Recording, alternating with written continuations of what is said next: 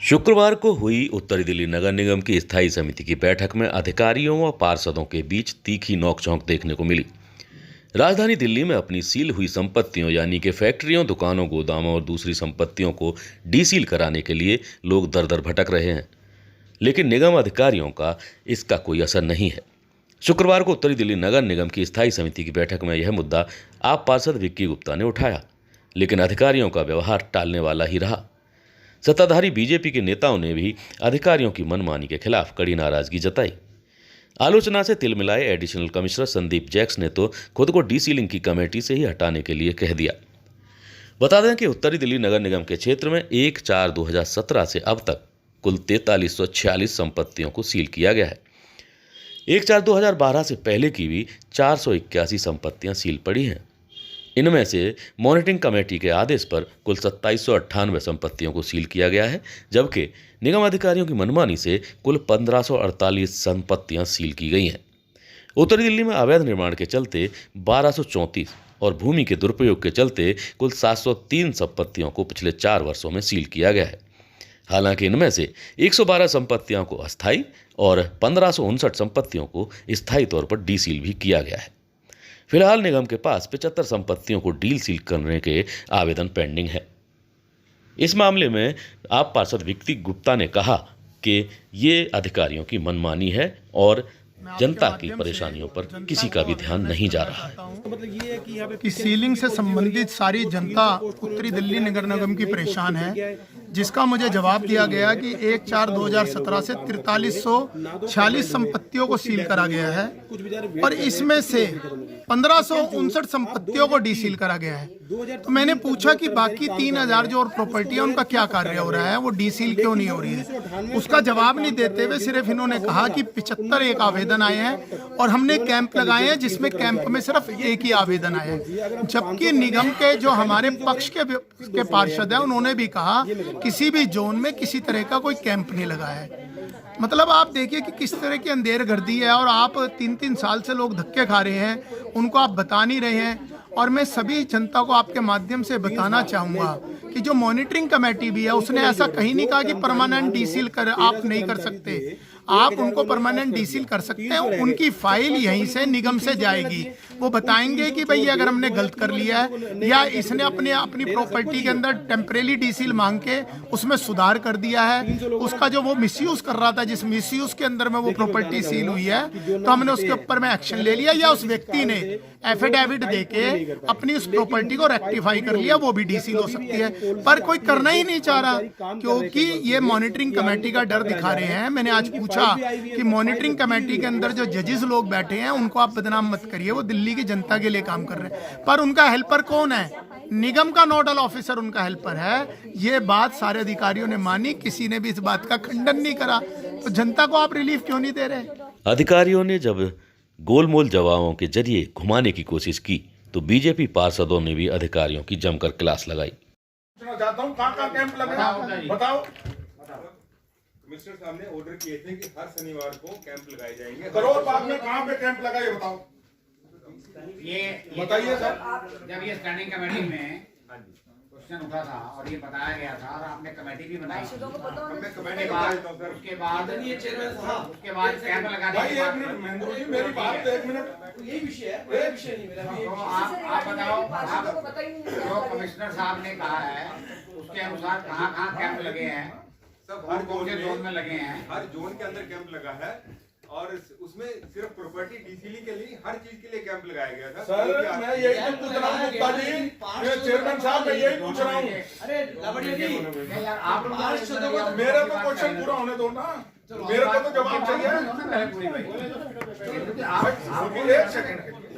एक सेकंड मेरा जवाब तो मिला ही नहीं। हाँ मैं पूछना चाहता हूँ करोड़ बाग में किस जगह पे कैंप लगा, किसको सूचना दी, किस माध्यम से सूचना दी, ये बताया जाए मुझे। बता गुप्ता जी। जोन से जोनल डीसीज बता सकते हैं सब कहाँ पे कैसे कैसे सूचना दी गई। हमें ये सूचना मिली कि हर जोन में सैटरडे को कैंप लगाया गया है और ये हर सैटरडे को लगाया जा रहा था। नहीं गुप्ता जी, इसमें जानकारी अधूरी है आपके पास। सर एक सर ने एक कमेटी बनाई थी जिसमें ये स्टडी करने के लिए कहा गया था कि हम इस सारी प्रक्रिया को कैसे सरलीकरण कर सकते हैं। आज की प्रक्रिया क्या है और इसको कि लोग डीसीलिंग के लिए ज्यादा धक्के ना खाएं और वो जोन में ही हो जाए, उसके लिए एक कमेटी बनाई गई थी जिसकी कमेटी की 3 मीटिंग्स हो चुकी हैं। एक फाइनली हमने अपना सारा ड्राफ्ट बना लिया है। एक फाइनल मीटिंग सर क्योंकि हमारे साहब हम वार्ड कमेटी के अंदर भी जाते हैं। आप सुनिए मेरी बात, नहीं, नहीं, मेरा जवाब नहीं मिला। वो बार बार आप समझिए ना, चेयरमैन साहब समझने की कोशिश करो। आप बहुत सारी चीजें मुझे भी कमाल जानकारी है, मिली। मैं भी तो जानकारी लेना चाहता नहीं, हूँ, आपको भी मिलेगी। बात पे जानकारी लेना चाहता हूँ। मान लो हम वार्ड कमेटी के अंदर भी जाते हैं, हमें तो ऐसा कोई पता नहीं लगा कि कैंप लगा है। अब कमाल है। अगर यहाँ आज डीसी नहीं है करोल बाग जोन के, तो उनकी जगह जो ऑफिसिएटिंग पर्सन है उनको खड़ा करके उनसे पूछिए कि बताइए कि करोल बाग जोन में सारे जोन में बता दो, सारे जोन में बता दो। मैं वही तो पूछने जा रहा हूँ।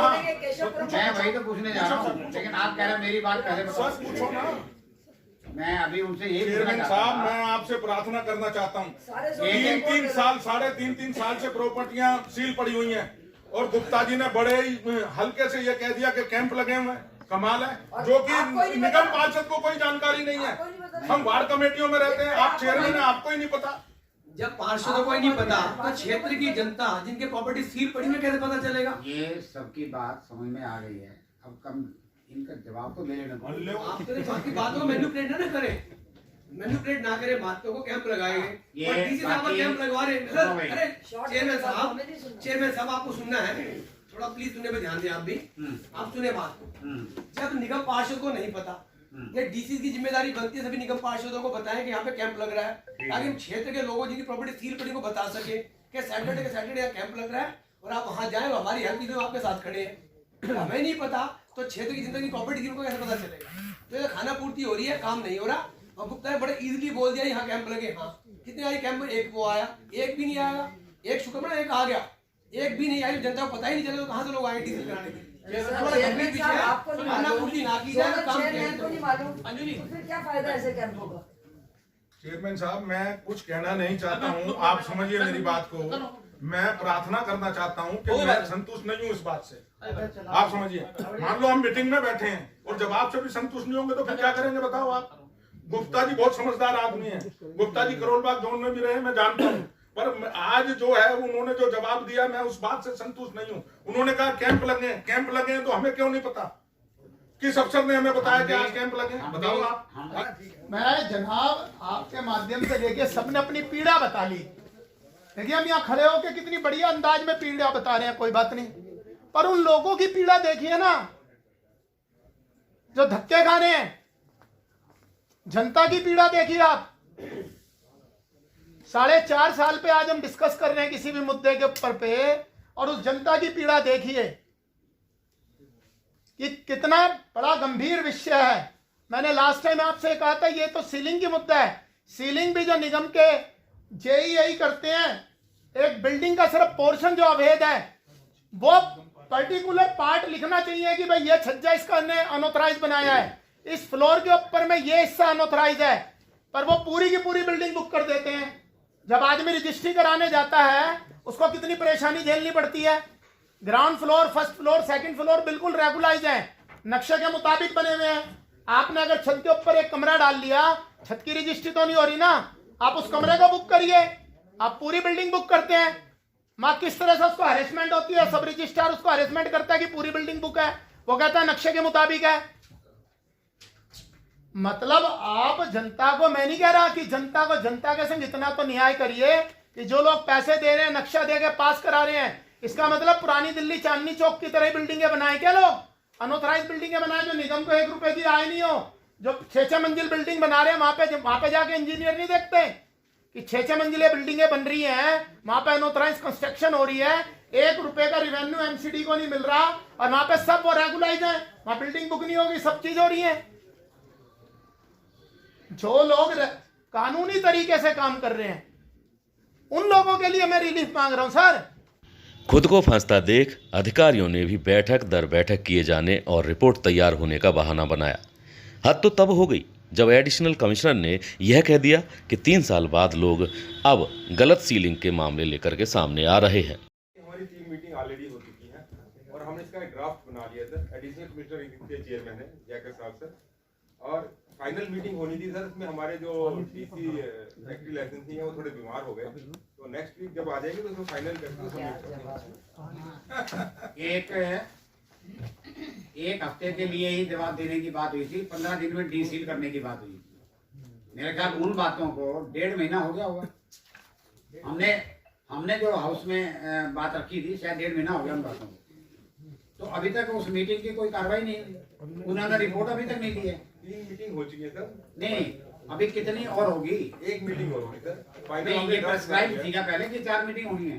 नहीं सर, हमारा ड्राफ्ट चलो अभी तक ड्राफ्ट बन गया है, फाइनल करना है सर। चलिए 1 मिनट जयकर साहब को बोल दीजिए। बनाई है, it involves building department, health, house tax. Basically ये सीलिंग नहीं है, ये attachment D attachment, but then that is a different issue. equal to ceiling. Attachment also equal to ceiling.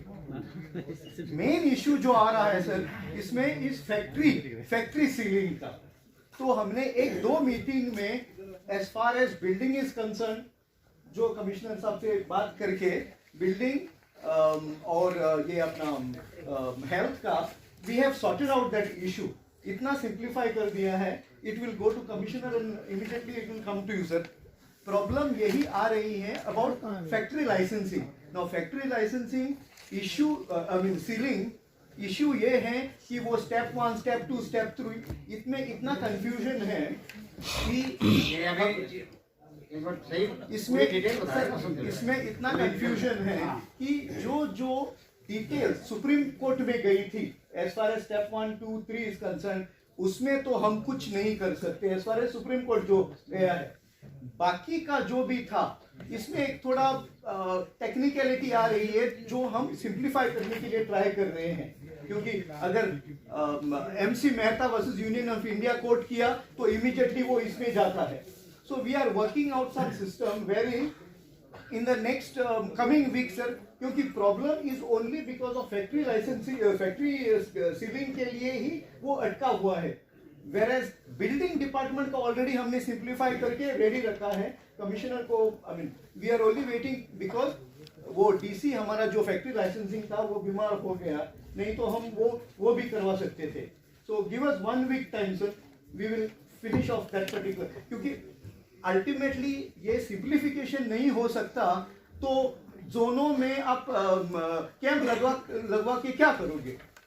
कुछ सोल्यूशन नहीं आएगा जब तक ये सिंप्लीफिकेशन नहीं होगा सर। मेरा एक मिनट ये मे बी 18 में हुआ था, तो एक केस मैंने ऐसी देखी सर कि 3 साल के बाद कोई अभी आ रहा है बोलने के लिए कि हाँ ये गलती से हुई है, तो गलती से हुई थी ये एक्चुअली सबकी एक केस थी। सो गलती से हुई थी तो 3 साल वो बंदा क्या कर रहा था? Why did he come to know after 3 years कि ये गलती से सील हो गई? इमीडिएटली चैलेंज करना था जो डिसीजन जो मैं मानता हूँ may be accordingly at that point of time dot करके लोगों ने सील कर दिया, एक कोई इंजीनियरिंग वर्क्स करके। आज के दिन में उधर कोई इंजीनियरिंग वर्क्स है ही नहीं सर, बट लेकिन खसरा नंबर के हिसाब से शायद वो सील कर दिए, बट टेक्निकली क्या हुआ वो number with detail supreme court में चला गया एंड हमारे हाथ ऐसे बंद हो गए कि सुप्रीम कोर्ट ने ये दे दिया कि विदाउट आवर परमिशन आप खोलोगे नहीं। तो सुप्रीम कोर्ट में आगे अगर अभी ये देखना पड़ेगा कि कौन जाएगा। एक factory I mean 1000 factory seal हो गई है दिल्ली में, तो अगर किसी को ओपन करनी है तो उसको चैलेंज करना था या कोर्ट में जाना था कि मेरी गलती में सील हो गई। 3 साल हो गए सर, कोई इनिशिएटिव। सर आपने बहुत होमवर्क किया है सर। मान लेते हैं हम आपने बहुत होमवर्क किया है। और ये जो हमारी फाइनल मीटिंग जो शेड्यूल्ड थी मैक्सिमम मैं ट्यूसडे तक खत्म कर लूंगा सर, और we will submit the report, क्योंकि अल्टीमेटली जो भी डी सीलिंग के लिए ऑथराइजेशन देना है वो as per the act commissioner को डीसी को डेलीगेट करना पड़ेगा। हम यही देख रहे हैं कि लोगों को लगता है कि एडिशनल कमिश्नर के पास जाती है, डिले होती है। तब मैंने पूछा था, एक केस मुझे दिखाओ कि एज एडिशनल कमिश्नर कितने दिन हो गए डीसी से आके पड़े हुए, एक भी केस नहीं है सर। तो मुझे वही चेक करना था कि डिले कहाँ कहाँ होता है। अगर कमिश्नर साहब ने डेलीगेट भी कर दिया तो नीचे ही 10 दिन के लिए या 20 दिन के लिए डीसील नहीं हो रही है, तो प्रॉब्लम कहाँ है? सब issues I was trying to sort out in that particular thing. And जो भी कमिश्नर का डेलीगेशन होगा वो किस किस को देना है, टेम्पररी के लिए देना है, परमानेंट के लिए देना है, वो ऑलमोस्ट लगभग तय हो चुका है। जैसे ही एडिशनल कमिश्नर संदीप जैक्स ने कहा कि गलती से सीलिंग के मामले अब 3 साल बाद ही क्यों लाए जा रहे हैं, इस पर विभिन्न पार्षदों ने, बीजेपी और आम आदमी पार्टी के पार्षदों ने नाराजगी जताते हुए एडिशनल कमिश्नर की ही खिंचाई कर दी। ये कहते हैं आसानी से मिल जाते हैं, कोई आसानी से नहीं मिलते हैं। कमाल है। मैं ये कह रहा हूँ, ये कमेटी दूसरी बननी चाहिए। आप समझिए मेरी बात को, मेरी पीड़ा को। अगर आप किसी का भला कराना चाहते हो, जो 3-3 साल से ये दुकानें सील हैं, इसके लिए मैं कह रहा हूँ सर, हमारी पीड़ा है। लोग घूम घूम के परेशान हो गए। चेयरमैन सर, आपको अगर लगता है कि मेरे अंदर कमेटी नहीं होनी चाहिए, प्लीज आप चेंज करवा दीजिए। ये कमेटी जो कमिश्नर ने बनाई है, आई एम गोइंग थ्रू। अगर आपको लगता है कि मेरे अंडर हो रही है, मैं धन्यवाद करना चाहता हूँ कमिश्नर साहब को। हमने जब भी टेलीफोन किया, कमिश्नर साहब ने उसी समय टेलीफोन उठाया, और मान लो टेलीफोन भी नहीं उठाया, वापस फोन किए। एक निगम पार्षद एडिशनल कमिश्नर को कई बार टेलीफोन करता है, टेलीफोन नहीं उठाते जैकब साहब। बताओ, कमाल है। ये थोड़ा पब्लिक जा रही है, जोन के अंदर जाती है, पब्लिक आपके पास नहीं आती। आपने कहा ना कि जैसे वो 3 साल से वो व्यक्ति सो रहा, मैं इस बात को जरा हाईलाइट कर रहा हूँ। जो आदमी 2018 से जोन के अंदर जा रहा है, पहले तो वो जोन के इंस्पेक्टर एलआई के धक्के खाता रहता है, उसको 6 महीने तक वो टहलाता रहता है कि तेरी फाइल पे मैं काम कर रहा हूँ, काम चल रहा है। एलआई ने ऐसी, मैंने लास्ट टाइम भी कहा था, अब भी कह रहा हूँ, एलआई ने बहुत सी प्रॉपर्टी अपनी मर्जी से सील कर दी, उनका फाइल रिकॉर्ड ही नहीं है, उनका फाइल का रिकॉर्ड भी नहीं है। और जो बात मैं कहता हूं तथ्यों के आधारित कहता हूं, बिल्कुल वो रिकॉर्ड भी सामने रख दूंगा। जब केस होते हैं, मेरे 7 महीने में एक केस के अंदर में गया, मॉनिटरिंग कमेटी का केस, उन्होंने कहा कि भाई मॉनिटरिंग कमेटी ने सील कर रखी है। मैंने उनसे कहा ये व्यक्ति 2018 से लेके अब तक धक्के खा रहा है, 2021 आ गया, आप इसका मॉनिटरिंग कमेटी का केस है तो मॉनिटरिंग कमेटी का क्या इसकी फाइल नंबर है, क्या चीज है, आप इसको बताइए तो सही। मैं डीडी लगा के ये एप्लीकेशन देगा। और मॉनिटरिंग कमेटी को जो गाइडलाइन करने के लिए बैठा है, जहां तक मेरी नॉलेज है, मेरी नॉलेज हो सकती है गलत हो, आपके माध्यम से जान लूंगा क्योंकि आप टेक्निकल आदमी है, कि वहां पे भी जो अफसर बैठा है, नोडल ऑफिसर जो बैठा है, एमसीडी का बैठा है वहां पे भी, क्योंकि वो लोग तो ऑर्डर पास करने के लिए बैठे हैं। मॉनिटरिंग कमेटी में जो जजेस बैठे हैं, जो 3 लोग कमेटी के अंदर में हैं, वो जजेस हैं, वो ऑर्डर पास करने के लिए बैठे हैं। अधिकारी जो है वो एमसीडी का है, एमसीडी का अधिकारी बता रहा है कि भाई ये फाइल गलत हुई है या सही हुई है, या इसके ऊपर में कार्रवाई बनती है, ये प्रॉपर्टी डीसील होगी या नहीं होगी। अल्टीमेटली वो तो निगम का अधिकारी है। तो जब हमारा वो निगम का अधिकारी है और पब्लिक के संग में गलत हो रहा है, तो कम से कम इतना लीनियंट व्यू तो रखना चाहिए ना। आपके पास फाइल नहीं आई होगी, मैं एग्री कर रहा हूं, पर ये बताइए कि जब जोन से 3-3 साल तक उसकी एप्लीकेशन नहीं पहुंच रही और जोन से वो एप्लीकेशन आप तक पहुंचेगी नहीं, तो आप क्या कार्रवाई करेंगे? भाई जोन के अंदर इसीलिए तो कहा ये कैंप लगाओ, जैसे सभी ने कहा, लोगों को पता लगे कि उनकी फाइल का स्टेटस क्या है। कोई बताने को राजी नहीं है जोन के अंदर, आपके पास तक आएगा कौन? अब कोई जाएगा सीधा प्रधानमंत्री जी के पास थोड़ी जाएगा, मुख्यमंत्री जी के पास थोड़ी जाएगा। सिविक सेंटर कितने लोग आना पसंद करते हैं, काउंसलरों तक को नहीं पता होता। हम भी पढ़ के आते हैं, जितनी लॉ नहीं सीखते। आज से 2 साल पहले आप हमें कहते तो हमें ही नहीं पता था, कि जब धक्के खाए समझे कि भाई क्या कानून है, क्या चीज है, तो समझा। मैं तो पहले कह रहा हूं, देखिए अधिकारी जो है वो फुल टाइम जॉब करता है, आप एक्सपर्ट हैं। आप इसको किसी भी जो हमारे साथी बोल रहे हैं, आप इसको पर्सनली मत लीजिए, क्योंकि वो सब पब्लिक के नुमाइंदे होके उस बात के लिए रिलेटेड रख के बोल रहे हैं। आप कार्य कर रहे हैं, अच्छा कार्य कर रहे होंगे, पर पब्लिक को रिलीफ नहीं मिल रहा। और जो लोग परेशान हो रहे हैं, निगम के पास में, अपने निगम के हमारे साथियों के पास जाएंगे, हमारे पास आएंगे, भाई काम नहीं हो रहा, तो कौन इसका जवाब देगा? पब्लिक के, वो तो पब्लिक से चुने हुए व्यक्ति हैं, या पब्लिक उनसे उम्मीद करती है। अब जो जोन के अंदर में हो रहा है, थोड़ा सा, क्योंकि आप अफसर हैं, तो आप जोन के अंदर में गाइडलाइन जारी करें कि भाई जो केस है, जिस तरह के ये केस है, एप्लीकेशनें आ रही हैं, आप तक अगर एप्लीकेशन नहीं आ रही तो आप उसको थोड़ा सा वहां पे उन लोगों का ले सकते रोकअप नहीं है। स्थायी समिति अध्यक्ष जोगीराम जैन ने भी माना कि इस मामले में देरी हुई है। हालांकि उन्होंने कहा कि कमेटी बन गई है और उसकी रिपोर्ट भी आ जाएगी और जल्दी ही यह प्रक्रिया शुरू हो जाएगी। 15 दिन का मैंने समय दिया था स्टैंडिंग कमेटी में कि 15 दिन के बाद अंदर इसको डीसील करना है। जब वो और कमिश्नर साहब सहमत भी हो गए थे। जब उन्होंने इस प्रक्रिया को शुरू किया तो सारे जो वैधानिक दिक्कतें उनके सामने आनी शुरू हुई, तो उन्होंने मुझे बताया कि मॉनिटरिंग कमेटी का मैटर, लाइसेंस का मैटर और बहुत सारी चीज़ें ऐसे हैं जिसको एकदम से हम इतनी जल्दी डीसील नहीं कर सकते। तो उन्होंने 2 दिन के अंदर ही एक समिति का गठन किया जिसमें सभी डिपार्टमेंट के लोगों के जो हेड थे वो उसमें रहे और बोले जी इसका पूरा रिव्यू करके तो हम इस प्रक्रिया को शुरू करेंगे ताकि कल को कोर्ट का मैटर ना बने, लोग कोर्ट में ना जाएं, एक को सील कर दिया दूसरे को नहीं कर पाए, कोई दिक्कत हो।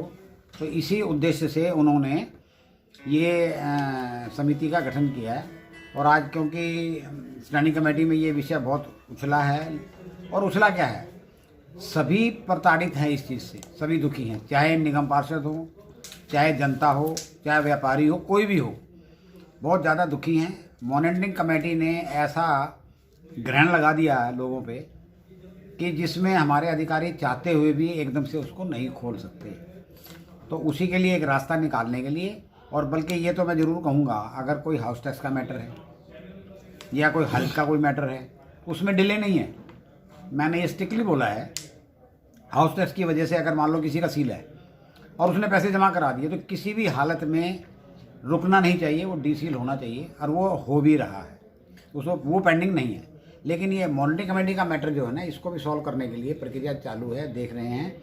और जैसे कि आपने भी सुना है कि मैंने जैकब साहब जो इसके अध्यक्ष हैं उनको बोला है कि आप मुझे विदिन ए वीक इसकी रिपोर्ट दें, कहाँ तक पहुँचे हैं, और बल्कि इसको पॉजिटिव वे में लेके इसको जल्दी से जल्दी ठीक करने की कोशिश करें।